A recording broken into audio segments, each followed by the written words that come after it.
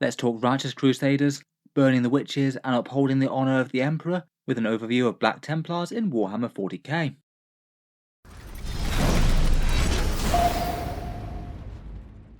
Hello and welcome back to Auspex Tactics, where today we're talking Templars, and in this video we'll go through an overview of the Black Templar Index, talking through the detachment rules and the unique units for these super zealous crusading Space Marines.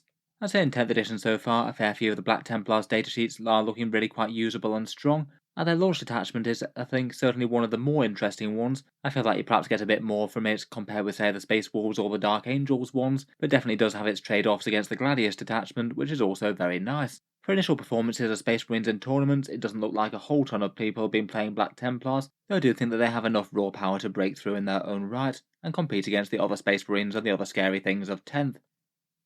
In this video I thought we'd talk through all the index rules, talk through Oath of Moment, Righteous Crusaders and the datasheets, go through each and every rule that the Templars have to offer, and give a rough overall take as to their strength. In Index Black Templars, Oath of Moment isn't reprinted, that still comes from the core Space Marine Index, and you can use the vast majority of the datasheets in there as well. Righteous Crusaders is the Black Templars launch attachment. That one gives you the Templar Vows detachment rule for things like the extra durability or different flavours of combat boost, and also gives you access to the standard 6 stratagems and 4 enhancements.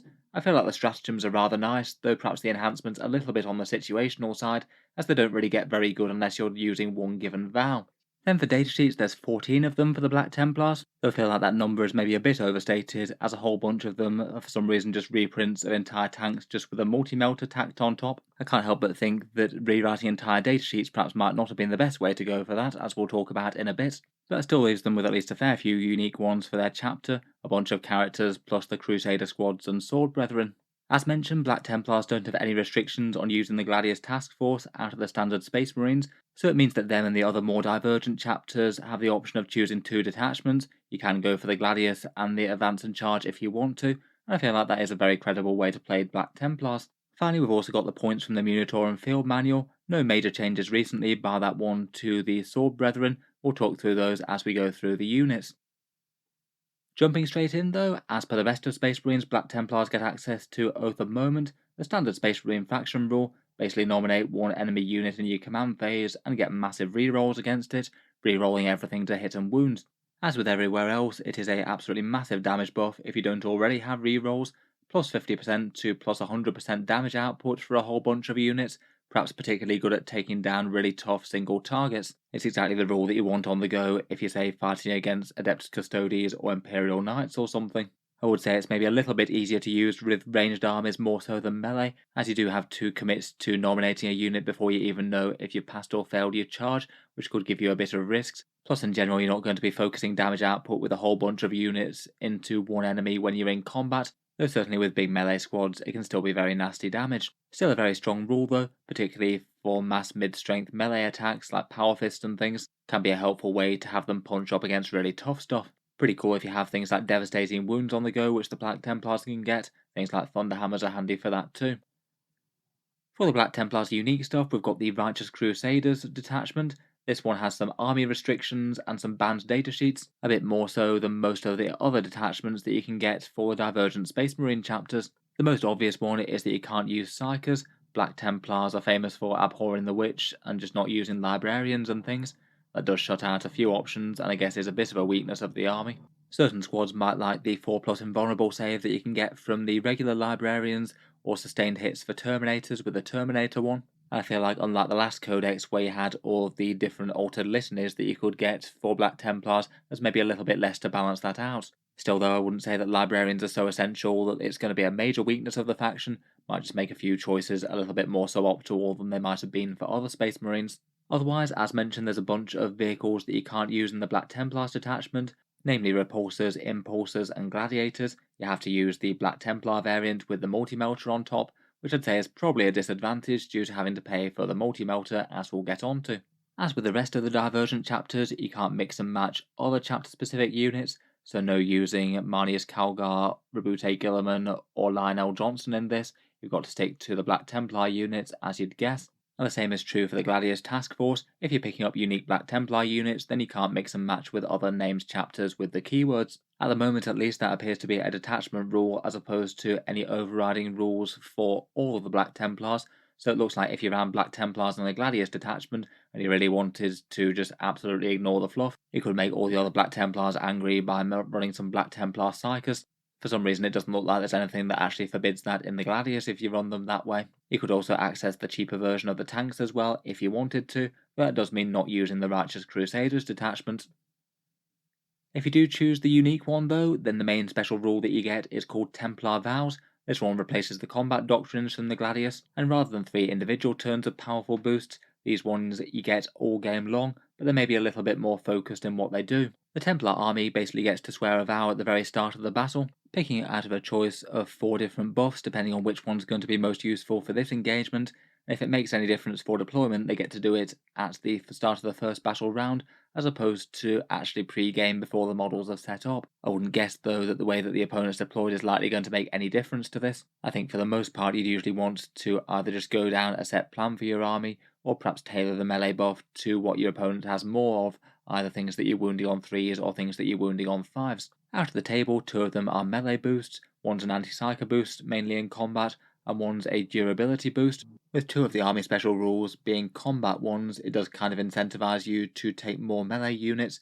It does mean that if you're not taking a bunch of melee Black Templars, a lot of this table just really isn't going to be all that relevant. I guess you'd just be playing Templars with the Uphold the Honor of the Emperor vow. For the combat ones, you either get to choose sustained hits on your unit in melee, or suffer not the unclean to live for lethal hits in melee. That's auto wounds with 6s, or exploding 6s to hit for more wound rolls. As with most things in Warhammer 40k, the auto wounds are going to be best if you're against a lot of targets you're going to be wounding on a 5 or worse. It's far better against armies like Imperial Knights compared with things like Eldar that you might be wounding on 3s quite a bit. If you're wounding a target on 4s, it usually maths out to be roughly the same, but if you are wounding a lot of things on 3s with higher strength weapons against lower toughness targets, you're going to get more value out of the sustained hits, usually a plus 25% damage boost. Those both seem very usable to just basically make your Black Templar melee stronger all game long. To get the most out of them though, I think you do have to skew really quite heavily to melee, and take a lot more close combat units than ranged ones. Otherwise, Abhor the Witch is one that you could think about against Psychers. You get a 4+ invulnerable save against psychic attacks, and anti-psyker 4+ in combat. That seems pretty nice if you're playing against Thousand Suns, or maybe Chaos Demons with a lot of greater demons that are also psychers. Both of those rules are quite nice, but they might not always be that meaningful. Say for example, if you're fighting Grey Knights in combat with a bunch of Marines with chainswords, you're going to be wounding them on a 4+ either way, no matter what you choose. I guess the anti-psyker rule could be particularly nice if you've got any weapons with devastating wounds, like maybe Thunderhammers for example. That means that you'd be getting 2 mortal wounds every time you roll a 4+ when you're in combat, and that does seem a lot more powerful. I feel like that one's strong enough to strongly consider if you're playing Grey Knights or Thousand Suns, or just any army that really leans very heavily into Psychers, maybe Tyrannid's Might with a whole ton of Zoanthropes, plus perhaps some Psychic Hive Tyrants perhaps. Finally, the last one is Uphold the Honor of the Emperor. This one gives your entire army a 6+ Feel No Pain type save, and also a leadership 5+ to be a bit more immune to battle shock. It's kind of interesting as it makes Black Templars into really quite a tanky and durable army. That'll help out quite a lot against any Marines getting hit by flat damage to weapons, and it's really quite good for big stuff like tanks as well, which don't really get very much out of the other Templar boosts. It might depend on your opponent for just how useful this is. If they're hitting you with a bunch of really high damage attacks, it might not matter too much for the infantry, as the Feel No Pain is unlikely to save many models. I'd say for a Templar force that is perhaps a bit more balanced though, it's going to be kind of interesting for both shooting and melee units, as opposed to just your combat stuff. Overall I feel like they're at least fairly well balanced. There are good arguments for taking all of them, and certainly you could build to either the damage boosts and take masses of melee units, or build to the Uphold the Honor of the Emperor one, as there's certain choices that work quite well with that, so you could have a plan for which one to go with.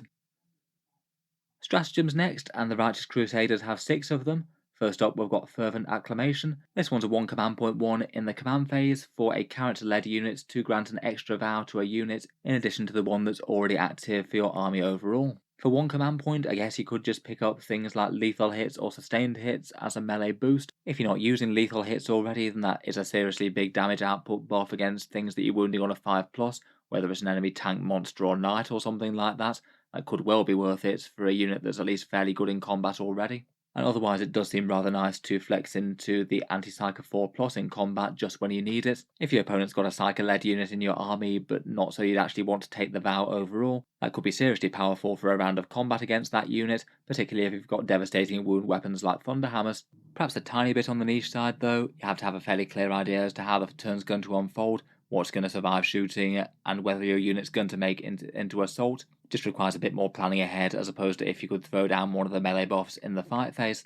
For 1 command point there's no escape. This one gives you a 4+ chance to prevent the enemy from falling back from combat, provided they're not a vehicle or monster. You get a +1 to the roll if the accept any challenge vow is active. That's the one for sustained hits in melee. If you pass the roll, the enemy must remain in combat, and if you fail, that's still bad for the opponent, as they need to take a desperate escape test if they want to fall back, potentially losing some models. I think this one's really quite a nice powerful stratagem to have access to. Whether or not you pass or fail the roll, it still will give you some advantage, either some damage boost or keep a unit in combat that doesn't want to be there. I'd say perhaps the dream for this one is if you charge a unit into an enemy unit, kill that unit and pile into something else, and then try and lock them in combat, preventing the enemy from shooting into you, and also potentially getting you another free unit kill in the enemy's turn, unless they've got something to countercharge you with. Looks like that could potentially play havoc with opposing gun lines in the right situation, but perhaps something that isn't enormously reliable with the chance of it failing and everything. Still though, in the right situation, say you've got a bunch of Terminators that have killed units and then are trying to stay in combat with something else, preventing the opponent's entire gun line from shooting at them, even if it is a 50-50 chance, is enormously powerful. Next up, we've got the reincarnation of Devout Push for 1 CP. This one's a reactive D6 movement to losing a model within a squad. You do have to have actually taken a casualty for it to trigger, and then you get to move that many inches, and you must end closer to the unit that shot you. If the Abhor the Witch Vow is active for the army, it becomes a 6-inch movement instead, and instead you must move towards the closest psyker. I think out of phase movement really is very powerful. This one's definitely got potential to be useful, but again it feels kind of niche. You need to have it on a squad that's got damaged but is still meaningful enough that you actually want to use the stratagem on. Maybe not worth it quite so much if there's just say one model left perhaps. I guess the main uses for it might be if it gets you more models or an objective, if it gets you a little bit closer for a longer charge towards the opponent next turn, or I guess potentially doing some slightly less honourable shenanigans by moving sidelong to the enemy unit and hiding your unit in cover or out of line of sight. That seems like it could potentially be one of the most powerful uses of it if you just had a couple of models hiding out of cover. If you just get very incrementally closer to the enemy unit and sidle off out of line of sight, you might save your Crusaders from taking some fire and ready to spring forward next turn. Still though, I would say it's a little bit on the niche side just due to the activation requirements, plus the fact that that roll is very random. You could just roll a 1 or a 2 and just not really gain any meaningful movement for the unit. Perhaps one to go for if it's super important that's either going to snag you an objective or get you a charge off that you otherwise wouldn't have been able to, perhaps with a big Terminator unit or something. Next, we've got Armour of Contempt for 1 command point. This one's the same as the regular Space Marines for worsening enemy AP by 1 when targeting your unit. Very nice for higher save Space Marines in particular, and making them harder to kill. Any sort of reactive durability boost is kind of nice to have. I feel like this is going to be somewhat of a staple for Space Marine units for models they think are going to get focused down this turn. Maybe particularly good with higher save units being hit by AP1 or AP2 weapons, might lead to the damage output being reduced significantly.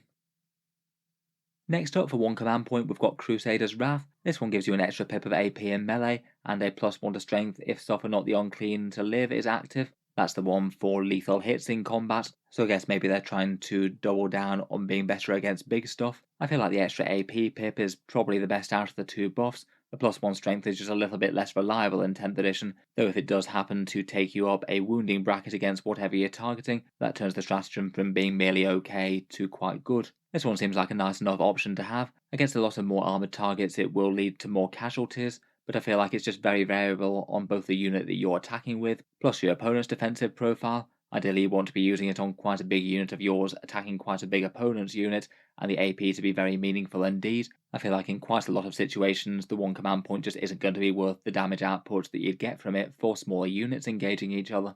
Finally, for 1 command point, we've got Vicious Riposte. This one's a fight in death one, and is a bit different to the one from the standard Gladius. It's only 1 command point, and they fight in death on a 4+, rather than automatically, rather than the 2 CP one in the Gladius force. Though this one has a bit of a buffed version if Uphold the Honour of the Emperor is active, as you get to fight in death on a 3+, so a decent chance for your models to strike as they go down. You've got to declare this one when the unit's attacked, not after you've failed saves, so you do have to be a bit preemptive with it. You need to have a massive enemy unit hitting your unit very, very hard. I think I'd normally just see this as bonus damage, dragging down some of the enemy that are just about to wipe one of your best squads. Particularly if they're a slightly fragile enemy melee unit, you hopefully should be able to take a fair few of them with you and lessen their strike next time round.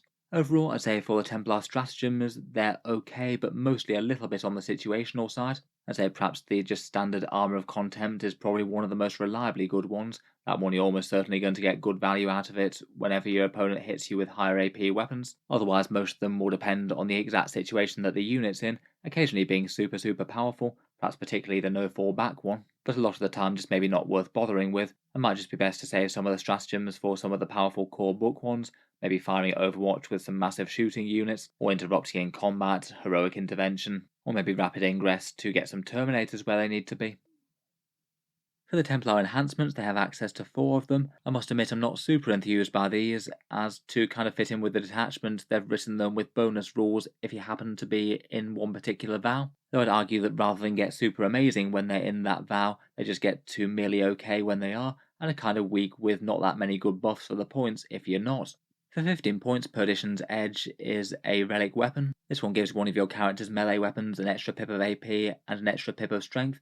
Could be okay on something like a Power Fist or Thunderhammer, I suppose. It does get a bit better in Soften Not the Unclean to Live, where you get an extra +1 attack there. It's definitely not awful, and having AP-3 combat on a captain could be kind of nice, but for 15 points I think it's a bit take or leave. For 10 points, you've got the Witchseeker Bolts. This one gives you precision, anti-psyker, and devastating wounds for a ranged weapon that your character has. Perhaps would be a little bit more exciting if there were more Space Marine characters with heavy ranged weapons. I feel like some of the best that you can get out of the characters are things like the Tech Marine's Forge Bolter, maybe a Phobos captain sniping things, or the Gravis captain with their mastercrafted heavy bolt rifle, firing out a couple of strength 5 shots to longish range. For 10 points, at least this one is a little bit cheaper. I guess if you do have a character that you do think is going to get a few rounds of fire out, then the devastating wounds and precision could be worth it just alone. For any games that you do actually wind up in the Witch Purging Vow, though, it turns into a pretty monstrous little weapon. Getting devastating wounds on a 4+ against Psychers, plus with precision to snipe some characters, does seem pretty nice, maybe particularly on things like that Tech Marine Forge Bolter. Next up, for a fairly pricey 20 points, we've got +1 attack from Sigismund's Seal. This one does just affect the bearer's melee weapons, not his units, unfortunately. So for a big 20 points, this one looks super weak unless you're actually in the given vow, and that's the accept any challenge one, the one that gives you sustained hits, and that means that if you're in that vow, you also get critical hits on a 5+, so a few more sustained hits for the character there. Overall, between the two, I think it just about gets there if you are definitely in that vow, but a lot of the time I think you're often not going to want to be, depending on the army that you're fighting, and just all around I just don't think that that's going to be worth it for 20 points unless you desperately need to use up some of your remaining ones. Finally, and the priciest enhancement by quite a way, is the Turnhouser's Bones. This one's 35 points, and it means that your character halves the damage characteristic of enemy attacks, typically rounding up as per the core rules commentary. So a damage 2 attack becomes damage 1, a damage 3 becomes damage 2. While that is certainly quite good for certain tanky characters like Pike Chaplains or Terminator Captains perhaps, I still think it's probably too expensive at 35 points. It's only really good if Uphold the Honour of the Emperor is active, giving you a 5+ feel no pain to the unit that you're leading. This second bit, on the other hand, I feel like is powerful enough that it might actually incentivize you to take Uphold the Honour of the Emperor just in the first place. A 5+ feel no pain is really quite a meaty and powerful thing to say have on a massive block of Terminators or something. A very significant survivability boost makes them a lot more likely to survive things like damage 3 weapons as well. I think that definitely could be worth building around, though I guess at least on paper it is a little bit less good than it would seem to be at first sight. You already get the 6+ feel no pain, so beyond that durability it's only a little bit more amped up. For most generic units with a 6+ feel no pain, going to a 5+ is a 25% durability increase.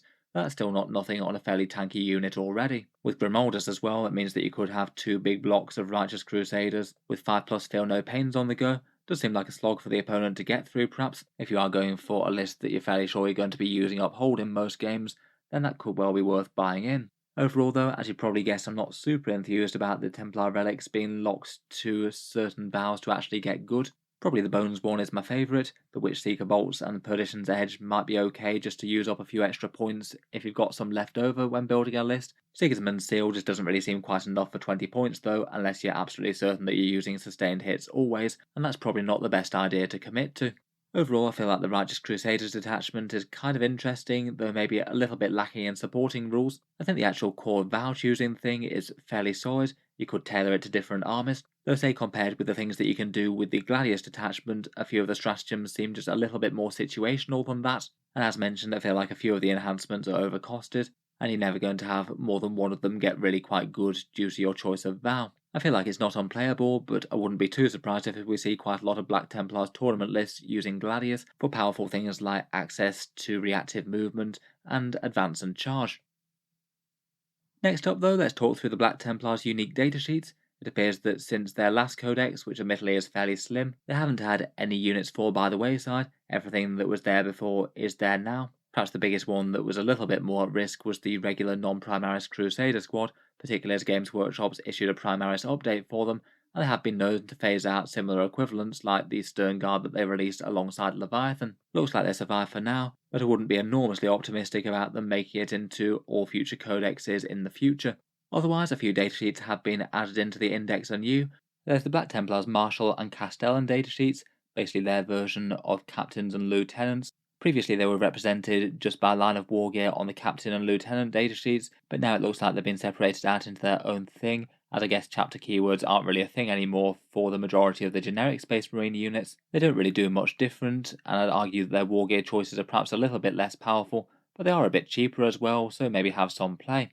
Otherwise, as mentioned, we've gained a whole slew of datasheets for Black Templar tank variants that we'll talk through at the end. The only difference is swapping out the stubber for an optional multi-melter that isn't really too optional as you're paying points for it. I'd say if anything this might be a bit of a disadvantage to the index as they've charged quite a lot for the multi-melters. Let's get into it though, and perhaps one of the most important datasheets is the Primaris Crusader squad. Really quite a lot of Space Marine bodies that you can get on the board, costing you either 160 points for 10 of them or 320 for 20. As it goes, even accounting for the cheaper neophytes within the squad, that's some seriously cheap bodies for Space Marines to put on the table. Say for example Assault Intercessors are 180 points for 10, not 160. It's not like the Crusader squad doesn't have some additional advantages as well, some more hidden power weapons within the unit, plus the Scouts rule. As before, and as per the kit, for each block of 10 models you get 6 initiates including the Sword Brother for the first one, and then 4 neophytes with the 4+ armor, but otherwise kind of similar. They count as intercessor squads for unit attachment, which is quite good as they get lots of options. They're not locked out to as many things, so do have a good choice of Primaris characters to lead them, including some of the Black Templars ones. Overall does seem quite fun if you just want to flood the board with a ton of Space Marine bodies. As mentioned, you could get an easy 5+ Feel No Pain on them from that Tannhauser's Bones or Chaplain Grimaldus, as we'll see in a second. And the Crusader squad also gets the Scout special rule as well, which will give them a 6-inch pre-game move. Could be nice to get all that objective 2 into the midfield and just make some charges shorter. Wargear wise, the initiates get the choice between bolters and the pistol and chainsword combo. The bolt rifles do get the assault and heavy keywords plus AP1 like the intercessors, so just as good there. Means that you could have an entire squad advancing forward and blazing away with really quite a lot of guns. The neophytes can instead take a neophyte firearm if they want to. That is weaker with only 2 shots to 18 inches and AP 0, but it still means that they can chip in for their cheaper cost. Then out of the units you get a power sword on the Sword Brother, and then 2 out of the 10 models can also take either a Pyre Blaster or a Power Fist. I think I'd probably be more tempted by the Power Fist there.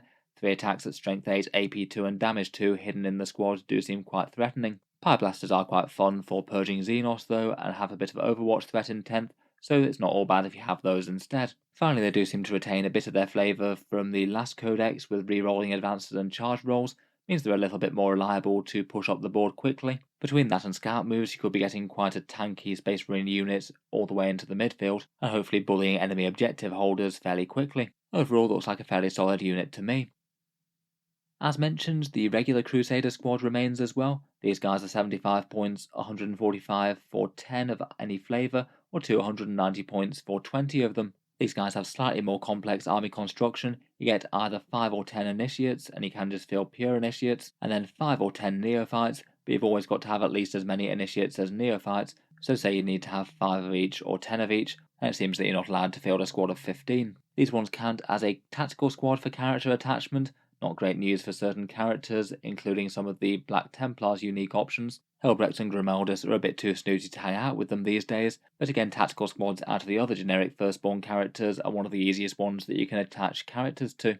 Again, like the regular Crusader squad, these guys are actually kind of surprisingly cheap for a Space Marine profile. If you just fielded them in a bit of a tactical squad loadout, you could basically get pretty much the same thing as the regular Space Marine tactical squad, but for 145 points. Kind of weird that they're pretty much the same profile, but directly cheaper by 30 points. And it also seems that for some reason the Crusader squad has kept the ability to be fielded in extra small units as well, but still taking a lot of powerful upgrades. A 75-point unit of these with say a las cannon, plasma gun, a combi weapon and a power fist is only 75 points. Perhaps a unit that doesn't really tie in with a lot of the Black Templar melee things that they often want to do. But for objective camping Space Marines with objective control too, that does give them a fair amount of ranged threat, and Space Marine profiles for that lower points cost does seem actually really quite competitive. They are battle line as well, so say if you wanted 30 particularly well equipped Space Marines, you could get them for 450 points. Probably overkill, but gives you a lot of bodies for objectives, plus a whole bunch of random anti-tank fire with las cannon hits.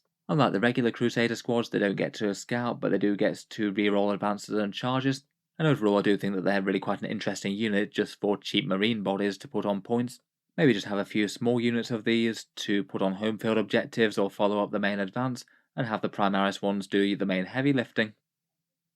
The other major core squad on the front lines is the Primaris Sword Brethren. They've had their points cost tweaked slightly, at 5 or 10 models for 165 points or 330. Games Workshop seem to have a bit of weirdness going on with the index at launch, having them 150 or 330 and having an 11th model in the squad. That price tag has them the same cost as Blade Guard, at least on a model per model basis. I think that they will get weighed up against them, as you're kind of weighing up whether you want the other advantages of these guys or getting the 4+ invulnerable save from their storm shields. Again, as with the regular Crusader squad, they count as an intercessor squad for character attachment. That's really quite nice and flexible for certain characters that you could have join them. Maybe nice with the Judicia for fight first, or of course the unique Black Templar characters. For their stats, they're 3 wound infantry with 4 attacks for most of their weapons, just the Thunderhammers get slightly less, and their main advantages is a whole slew of different special gear. I will usually want to take power weapons at base with the strength 5, AP 2 and damage 1, and then it probably makes sense to give one of them a plasma pistol, one a thunderhammer, 2 of them pyre pistols for a little bit of flaming goodness, and their sword brother a mastercrafted power weapon and combi weapon combo. In the fight phase they get a rather nice melee boost, choosing either +1 attack for a nice boost against hordes, or +1 damage for anything with more than 1 wound. That's particularly nice against Space Marines with all the regular power weapon attacks, killing a Space Marine with each strike, and it does help out things like the Thunderhammer and the Mastercrafted power weapon as well, making them hit extra hard. Overall, I think they're an interesting enough unit, definitely a little bit on the pricey side at 33 points, and they feel at least initially well balanced against the Blade Guard, losing the 4+ invulnerable save, but gaining some fancy pistols, special weapons, and the opportunity to swap out for extra attacks.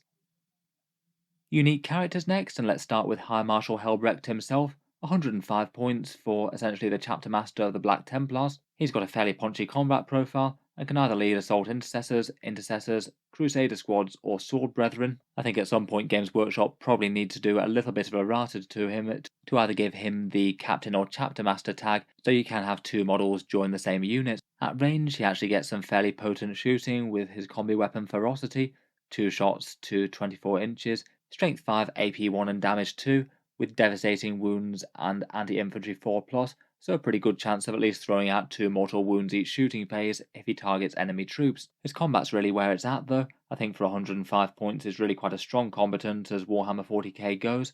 6 attacks at strength 8, AP 3 and damage 3 is nice and generalist, and if he's against hordes you can swap it out for 12 attacks at strength 6, AP 3 and damage 1, a good chance to pick up entire squads of guardsmen in a single roll there. To help out against heavier stuff or things with good saves, his High Marshal rule basically gets to punch the enemy at the start of the fight phase for a few mortal wounds. It's usually either D3 mortal wounds or flat 3 mortal wounds, both of which are really quite powerful on top of that good damage profile. And finally, his melee damage boost is that he adds +1 to the strength characteristic of melee weapons in the unit while he's leading them. That would apply to his own combat for strength 9 on the Sword of the High Marshals. And if you happen to have either sustained or lethal hits on the go from something, then a successful or modified hit roll of a 5+ scores a critical hit. It means that he's extra good if you choose one of the damage dealing vows, the sustained or the lethal hits. He'll make that better for his unit, and it's perhaps one reason that he'd really quite like to be able to pair with other characters like say a Primaris Lieutenant or a Black Templar Castellan.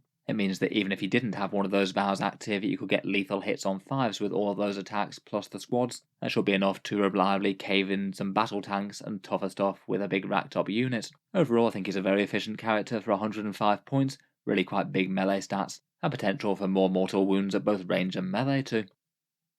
Next up, we've got Chaplain Grimaldus, 4 models in his unit with him and 3 servitors. Kind of interestingly, he doesn't actually require all those servitors to be alive to use the relics, so they can actually be used as quite good damage sponges within the unit. They can tank the first hits from the enemy fire, particularly high damage things, and they have a 4+ invulnerable save, a 3+ regular save, and even a 5+ feel no pain.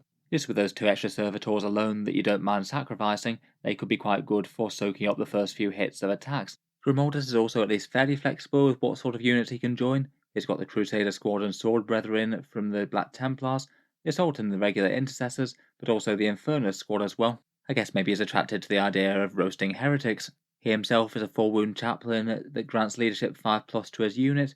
He gets a personal 5+ feel no pain as he does for the servitors, and can chip in with some fairly solid Crozius damage with Strength 6, AP 2 and Damage 2, not too bad for killing enemy elites. Then each turn he gets the choice of one of 3 different buffs from the relics of the Emperor Ascendant, all 3 of them really quite powerful abilities that you could definitely want in the right situation. Advance and charge for a turn, giving the squad a massive amount more threat range, or potentially fall back and charge if that makes sense. A 5+ feel no pain to make his unit a lot more tanky if you don't think you're going to be able to make a charge, or if you're going to make one very easily, or if you're in combat and you think that you're going to struggle to overcome what you're fighting, you could give them an extra AP -1 with all of their melee weapons. That does seem pretty meaningful on things like the Primaris Crusader squad with a massive flurry of chainsword attacks. As well as all that, he also has his Litanies of the Devout special rule, allowing you to reroll the hit roll in combat as well whenever he's leading the unit, just making the squad even more scary, and could be a particularly nice unit if you've got lethal hits in the same squad, either via the Templar Vow or perhaps even just buying it in for 1 CP,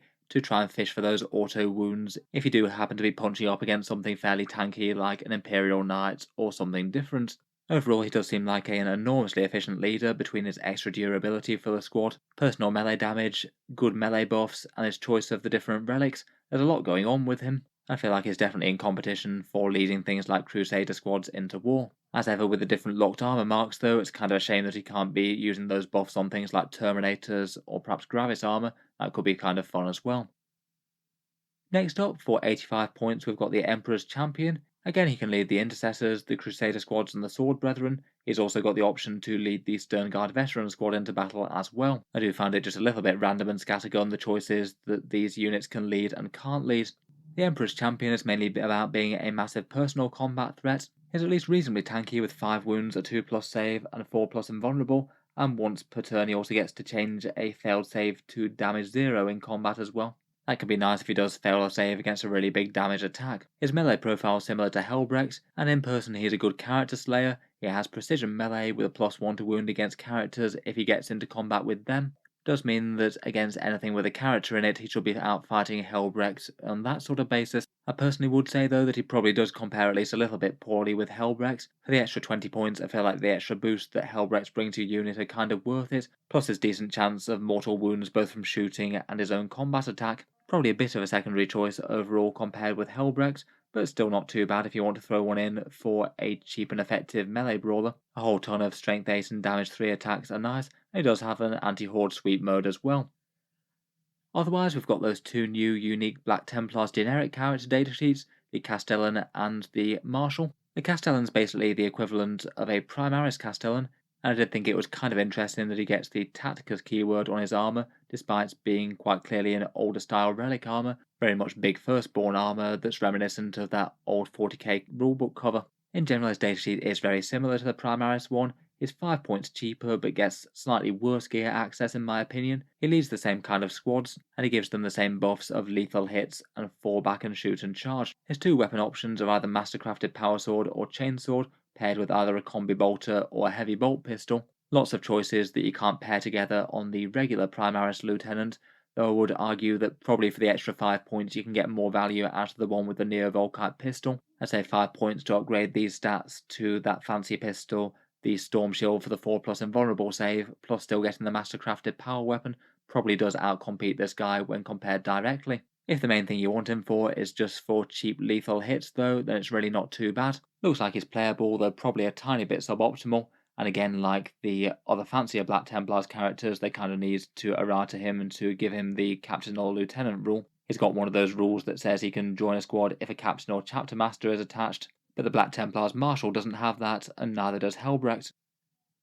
Speaking of which, here we have the Black Templars Marshal. He's roughly analogous to the Primaris Captain, 75 points, so once again 5 points cheaper, though a lot more restricted gear access. He gets the choice of either a plasma pistol or a combi weapon paired with the fairly good mastercrafted power weapon with 6 attacks at strength 5 and damage 2. I feel like perhaps compared with the Castellan, he's a little bit more comparable with the Primaris Captain, as they already both get the 4+ invulnerable save from their Iron Halo. Perhaps the other most interesting things that the captain can take but he can't are the big improved bolt rifle with the damage 2, the +1 wound for the relic shield with that loadout, or the power fist and plasma pistol combo. Having the extra strength 8 is kinda nice even if you don't hit quite as often as the power weapon. I say for the points disparity though, for 5 points cheaper, that seems like a reasonable enough saving if you didn't particularly want any of these and you were happy with this war gear. Looks like he's very playable as a result, still gives you free stratagems and gets that once per game big boost to his combat. Overall pretty much the same sort of offering. I wouldn't say it's meaningfully better, but not meaningfully worse either.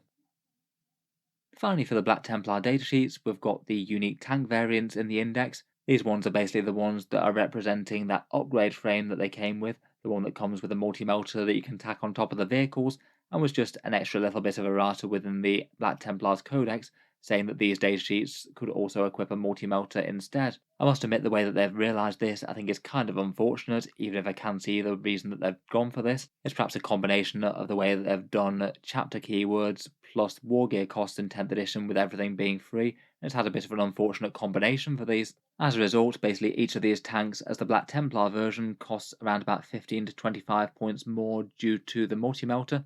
That kind of makes it a mandatory upgrade for all of these, as otherwise you just basically pay more points for literally no improvement, and it is better than the Iron Hail Stubber which it replaces for each of these, though I'd argue that's another negative point there, because the Stubber did have at least some value of its own, could whittle down a few hordes over the course of the game, so you're not just paying this additional points cost to get a multi-melter in addition to the rest of the guns, so you are losing a bit as well as paying the extra points. It's maybe not ideal for collectors who don't have one models but want to use the Black Templar's launch detachment as well. Basically means that unless you have the multi-melter on top of the tank, you're paying more points for no extra reason. Though if you do run the Black Templars in the Gladius formation, you can just use the regular tanks without the multi-melter on top, so that could be one way to not have to pay the tax. Going through them, they actually pay some slightly different increased points costs as per the multi-melter. The Lancer has its cheapest as just +15, the Reaper at +20, and the Valiant at +25. I think it's basically split that way as it's most in line with what the Valiant wants to do anyway. It already gets some good buffs with anti-armor against the closest unit, and it wanted to get in range already for the other multi-melters on the tank. Still though, at +25 points, I still don't think it's a good deal for that tank whatsoever. Pretty much just directly weaker than the standard one in the Gladius, due to having to be locked into a gun it might not want. Otherwise, it's a big points increase for the standard repulsor going up to 220, at 25 points extra just for one extra gun, a small increase for the executioner, and a 20-point increase for the impulsor. And I think that overall for these vehicles, I just really don't think that 15 to 20 points is really all that worth it for a multi-melter in 10th edition. The shorter range means you've got far less choice of targets, and melters are in a bit of an unfortunate place with strength 9, meaning that a lot of their ideal prey gets wounded on a 5, which isn't very reliable. I think it's maybe just a bit annoying to have a big section of the index dedicated to these, where maybe a single war gear line might have been better, and you could certainly argue that these tanks are weaker than their equivalent in the Gladius. Not worth going through literally every datasheet, as they're basically the same, but adding a multi-melter on, but here's just the example one for the Black Templars Gladiator Lancer. All the special rules and the other gun profiles are the same, just on the war gear side it gives you the option, you can either choose to take an Iron Hail Stubber or a multi-melter, it's got to be one or the other.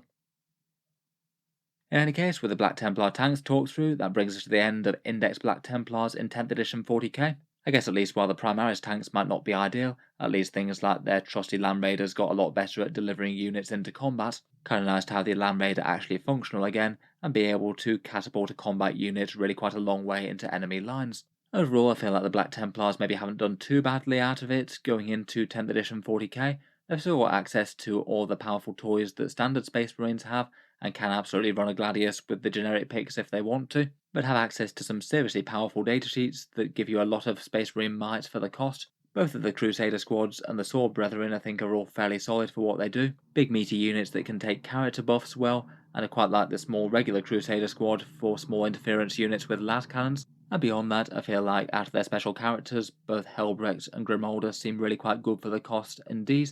Pretty big melee might for the first one and some handy buffs with some mortal wounds, and Grimalda's just does a lot all round, damage, defense, and a bit of combat himself. The Emperor's Champion I'd rate as a little bit more so-so, but still absolutely fine with all the strength 8 and damage 3 attacks. The Castellan and Marshal kind of equivalent to their Space Marine counterparts, and overall I'd say that their launch detachment for Righteous Crusaders definitely has interesting bits, particularly the 6+ Feel No Pain for a tough Space Marine army, maybe with a 5+ Feel No Pain unit from Turnhouse's Bones, but perhaps the stratagems and enhancements otherwise are a little bit on the underwhelming or situational side, perhaps just a lot less that just seems reliably usable turn on turn compared with Space Marine Gladius. I think from initial impressions I'd guess that Black Templar lists might be using the Gladius a little bit more than their unique detachments in the most competitive tournament play, but I guess we'll see how things unfold.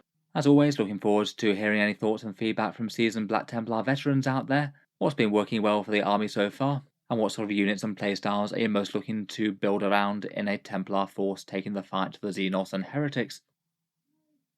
If you've enjoyed the video, then feel free to subscribe to Auspex Tactics, where I'll certainly keep the regular 40k videos coming. I do tend to post new ones just about every day. Finally, if you have been enjoying all the videos on the channel, I would just like to mention that Auspex Tactics does have a Patreon page as well, and you can find that linked in the video description if you'd like to help support and keep all this content coming. Channel patrons do get a fair few advantages, seeing certain videos early, regular votes to see what sort of things come next on the channel, and automatic entry into the regular prize giveaways with a chance to win some big model kits each month. If any of that sounds good to you, or you'd just like to help support, the link is down in the video description. In any case, an absolutely massive thank you for listening, and I'll hope to see you guys next time.